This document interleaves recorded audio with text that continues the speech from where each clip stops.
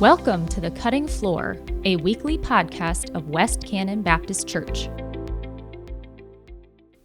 Hi, I'm Emily, and with me is Pastor Zach. This week, your sermon covered Genesis 37. Why does the chapter sometimes refer to people who purchased Joseph as the Ishmaelites and other times as the Midianites?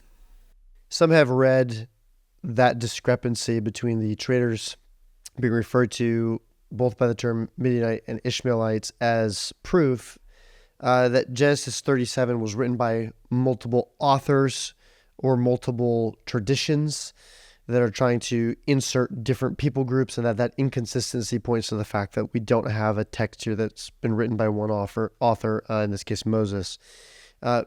But I think that is not only not true because we are committed to the Mosaic authorship of the book of Genesis, and also it's not as though there are errors in the book because multiple authors got confused about which group of individuals or people groups were represented in these traders, because we have to maintain, as well as the Mosaic authorship, more importantly, the Holy Spirit's inspiration of the scriptures so that the scriptures are without error.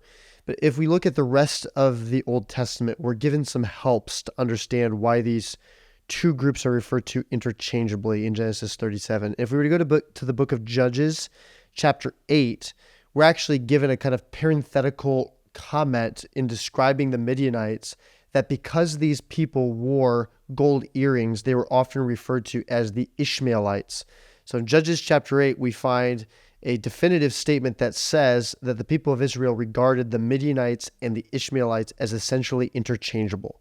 And so if we then read that back onto Genesis 37, we recognize that there isn't actually any contradiction. Merely the term Midianite and Ishmaelite were two different ways of referring to essentially the same group of people in the ancient Near East in the Hebrew tradition. Verse 35 references Jacob's sons and daughters. Isn't Dinah Jacob's only daughter, or did he have more that remained unnamed?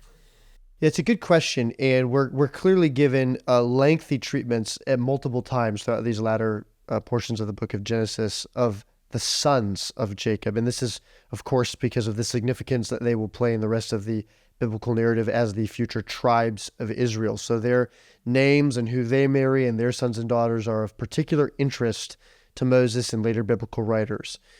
Dinah is the only daughter named of Jacob to this point. She's the daughter of Leah.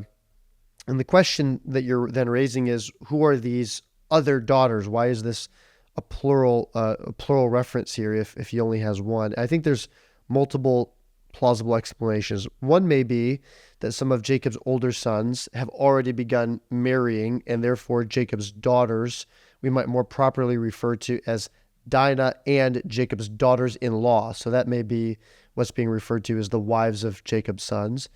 It's also very possible that Dinah is simply the only named daughter of Jacob, and she's named because of the interest she has to the reader because of her central role in one of the narratives in the book of Genesis, namely the whole incident at Shechem and her being attacked by the man named Shechem in the place called Shechem. So given her prominence in a significant portion of the narrative, it's appropriate that she might be named, and other daughters of Jacob who are less central to the story, though they might exist, weren't named. So that might be a plausible explanation for the fact that Jacob may very well have himself other biological daughters who just aren't named because they aren't particularly relevant to the interest of future readers of the Genesis narrative. Why are Joseph's brothers shepherding the flock so far from home? That, I think, is a very interesting question, because where Jacob thinks his sons are shepherding his flock up in Shechem is 50 miles to the north of Hebron. Plus, it's a little bit surprising, I think, as a reader to discover that these sons of Jacob are back up in Shechem when we recall the fact that it's not that long ago that two of these brothers murdered all the men of the town, and the rest of the brothers came and ransacked and pillaged what was left in the town. So you would think that to go back into that general vicinity where certainly the neighboring peoples and whoever has moved back into that region of Shechem are not going to be favorably inclined toward these brothers. And there's only, 10 of them probably up there shepherding. So they seem to be kind of in this vulnerable spot. So it's one, confusing why they're so far away, and it's also confusing why they would go to Shechem. But I think we may be getting an early hint here at the foreboding event that's coming in the narrative, which is a famine that's going to eventually drive this whole family to Egypt. That perhaps already there is a progressive drying up of the land that is causing these brothers to have to go farther and farther afield, quite literally, to find a place to shepherd the flock. I think an additional piece of evidence that points to that possibly in the text is the kind of odd note that's made that when Joseph is thrown into the pit, Moses records, and there was no water in this pit, which is sort of an odd remark to make. I think there's two possible reasons for that. Number one, in addition to the fact that the brothers are shepherding the flock so far away from home, not only in Shechem, but they've even gone further on to Dothan. It's like they've even exhausted Shechem's resources and are still looking for more pasture land. The land is potentially drying up. And the fact that the pits themselves are dry, we might think that this is even kind of an abandoned well that they've thrown Joseph into.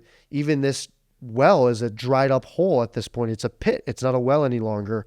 I think this also, that comment that the well is dry or the pit is dry, adds a layer also of an ominous undertone to the fact that they've thrown Joseph in this originally with no plan, it would seem, to ever retrieve him.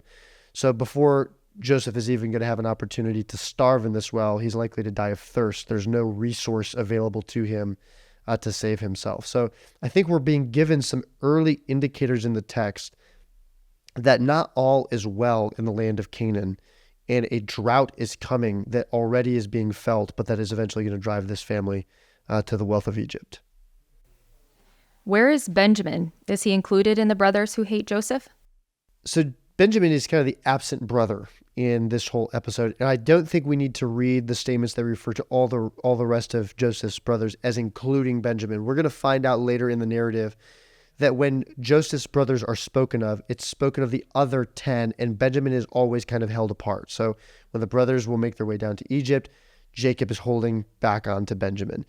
Joseph himself is only 17 years old, so Benjamin, a much younger brother at this point, is probably not old enough to be out with his brothers.